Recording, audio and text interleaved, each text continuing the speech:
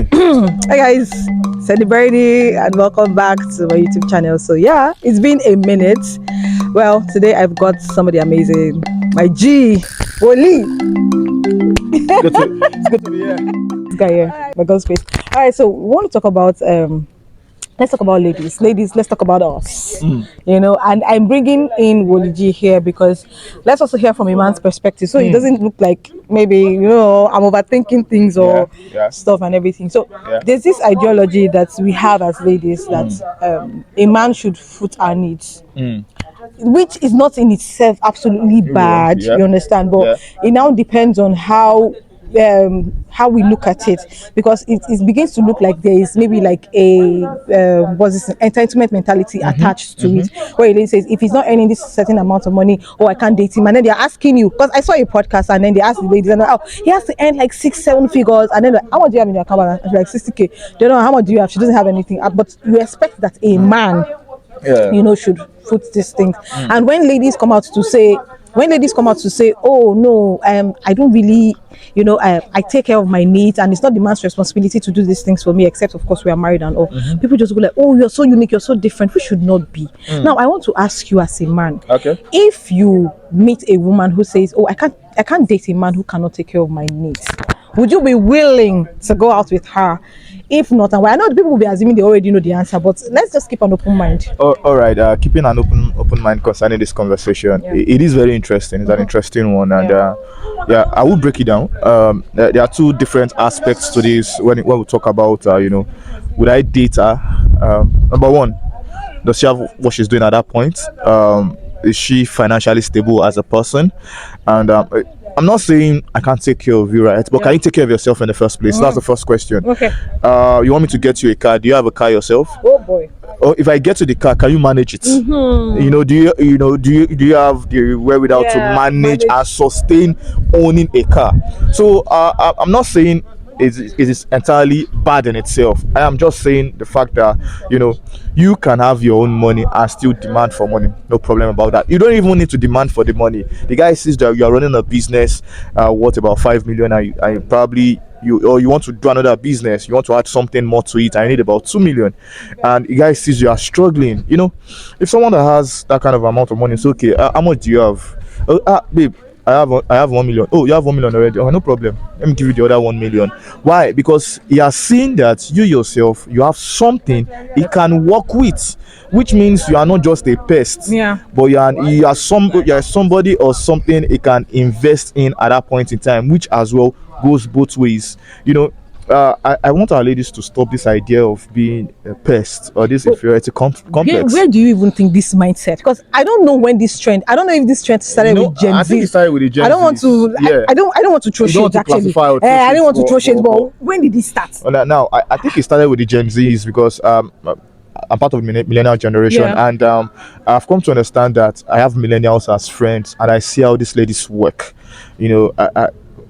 Just let me say about a few months ago, I went out with a friend.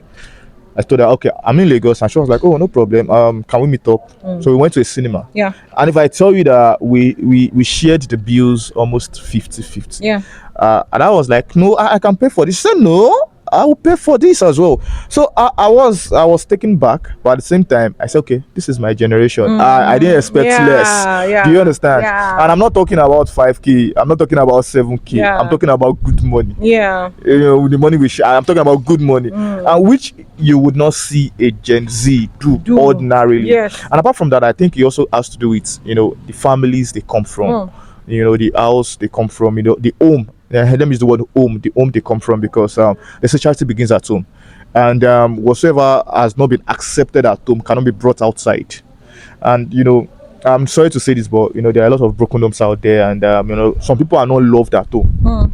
And when you are not loved at home, you look for things, material things that make you feel loved. And I tell people that love is not in the material things. There are times when even the time you give alone shows that you really love the person. I really believe that love is really lacking, and some people, maybe it's not really love, it's just about them, it's just their personality. That's what I'm saying. Charity begins at home, and it depends on the person's personality traits, the family background. Some of these individuals, like I said earlier on, they probably were not loved at home. Number one. Number two, probably they come from a family where they've not experienced genuine giving. You do not have to ask people to get things at times. If giving is in your attributes naturally, you won't demand, because yours is to give. So whether the person gives you or not. I like this point. I like this point that you raised, because I think I was thinking about it like yesterday. Why? Because this topic has been in my head, like I've been in my head for a while now. I was thinking about it, like love gives and it takes. Like even love does not just take; it gives too. So if you're looking for somebody who is going to give you, are you willing to give? Okay, the question is, there's this funny phrase we've tagged as a bad phrase for a very long time. What I bring it to the table. Yeah. But sincerely speaking, any reasonable gentleman that is about to go into a committed relationship with a young lady, leading to marriage, would ask is a genuine question to himself: what is she bringing to the table? I think the anger here is that the guys are asking the ladies, what are you bringing? I think that the guys should really just observe the table and see what she's got on the table. No, don't come and be asking us, what are you bringing to the table? The reason is because he is not asking, he is observing. And now the lady says, or you watch a show and you see a lady talk about this. If I were to be in a relationship with that lady, it has ended. Oh boy, it has ended. It is not because I do not like her. It is because it is a mindset I cannot change. If they didn't change you for the past 15, 20 years of your life, or 26 years of your life, I can't change your life in the next 2-3 years. So it becomes a problem for me. Do you understand? Now, so I'm not saying some can't change. I am saying I don't think I have that capacity to change you. I'm not good. So it's a mindset that really needs to be worked on, and our youths and young adults really need to learn this. I tell ladies anytime I have the opportunity to. I have a friend that would always tell me, I like my man's money, but my money is sweeter. Why? Because she has money. And she would always say, because I have my money does not mean my man should not give me money. I'm a baby girl for life. Do you understand? But at the same time, it means that probably she goes out, and I tell ladies, there's a secret you don't know. You go out to see something you like for your man, you buy it. Now when you buy it, the guy is surprised. Oh, you bought this. He wants to outdo. The funniest part is some guys will be like, let me even probably stumble on the friend, say, I love your watch. Guy, say that watch now 100k. Wow. Now 100k this babe buy for me. You don't need to ask him to get you something. He would want to do better. At least buy 120, 150. Now that is love being reciprocated. And it's not about the money. It is about the arts. Do you understand? So you do not need to ask at that point, because you've given. Yoruba has a very funny proverb, right? It's interpreted as whoever pours water on the ground will match a wet ground. It means that if you give, there's no how you will not feel the impact. And it might not even be directly, it might be around it as well. So it's not necessarily the person you give to that will give you back. It's like the Bible saying, cast your bread upon many waters. You don't know where it is going to come back from. That's just it. That's just it. So it is very important for our young ladies and this generation to understand that love, right, goes beyond financial commitment. I've seen people that will say, Shebi's money you want, I'll give you money, but you don't have my time. Now why did they kill Danny? Shebi's money you want, I will spoil you with money, but you can't get to see me, because they've understood that these ladies have seen money as what love is, but that is not the definition of love. Honestly, I like the points that you've raised. I like how you've, in fact, if we end it here, we've said a lot, but there's this thing I want to say. A table that has food on it is not difficult to identify. If I come into a room, if I walk into a room and the table has fruits, has rice, has different dishes on it, I can see it and I can tell that it's there. So I don't have to be asking, what are we bringing to this table now? You only ask that question to somebody that you cannot really tell that there's something here. I'll give you an example. There's this friend of mine, very cool, accommodating. If you don't see her driving, you will not know she has a car. Now, that kind of a lady, you don't need to ask, what is this girl bringing to the table? Because this girl she works for herself, she feeds, she has younger ones she's fending for. So you are coming to ask her out, you already know that you should be financially stable to an extent to carry her simply. It's not because she doesn't have money, or because she doesn't have something she's doing, but because you know that when she's coming to seek for help, she's not coming to seek for 2k. She's not coming to seek for 5k. She's saying, babe, okay, I just want, I want to add some, I want to get some, I need some money. I need probably like, I need 1.5 million. I just want to do something.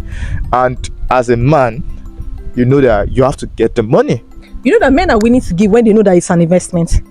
It's only when they feel like this is a liability. You know that you are giving her 1.5 million. She's not used to go buy get bags or get material things, but she's going to invest. And even if she's getting bags, right, you know that definitely she knows what she's doing, and she knows the value of the money you are giving to her. And that is why ladies that work for their money are more appreciative when they receive gifts than somebody that will just tell you, I can't date a guy that doesn't have money. I can't date because if you have your money, you will know that it is not that easy to even make that money in the first place. You know, you mentioned something before we came on camera. You were saying that if you check those people, they have low self-esteem. There's something as a lady that having your own money does for you. It boosts your confidence in a way that you cannot explain. When you just know that you give me or not, a man is there or not, I'm cool. Nobody is saying we're not trying to take out the place of a man or anything now, but give me or not. I mean, you know, it makes guys see you as more responsible and, you know, a value being added to themselves. It's not about the money alone. I tell people that, you see, you might not have a lot of money, but at least you should be able to feed yourself as a lady. You should be able to feed at least 1 or 2 younger ones. Then you're good to go. You don't need to have all the money in the world, but you need to have the brains. You need to have the ability to be able to understand what this person needs. You know, it's not just about the money. When people ask me, what do you think a lady should bring to the table, and I say it's not just about money. There are a lot of things you can bring to the table, even if you are not extremely financially buoyant. And it goes two ways, because there are men that have empty tables, and you're looking for somebody to come and fill up the table. Well, you know, when it gets to that level, you cannot say fill my cup, Lord. I'll leave it up, Lord. Now it's fill my table, Lord. We're not going to focus on that. But to just round this all up, I believe that, like, I would always say that ladies, you would attract somebody at your men. It's easy for men to marry down. It's not easy for ladies to marry down. But most ladies would marry down because they have refused to take responsibility for themselves. So you see a man who is doing well, but he's not up to your mental capacity and everything, and they're willing to succumb because you feel like, what, he can take care of your needs.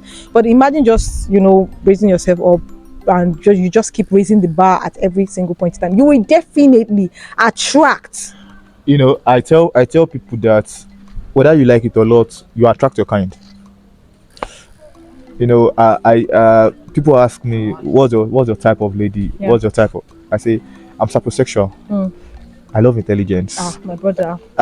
You know, naturally, and so when I begin to communicate with a lady, if you are not intelligent, you cannot even understand me. So there's no way we are going from there.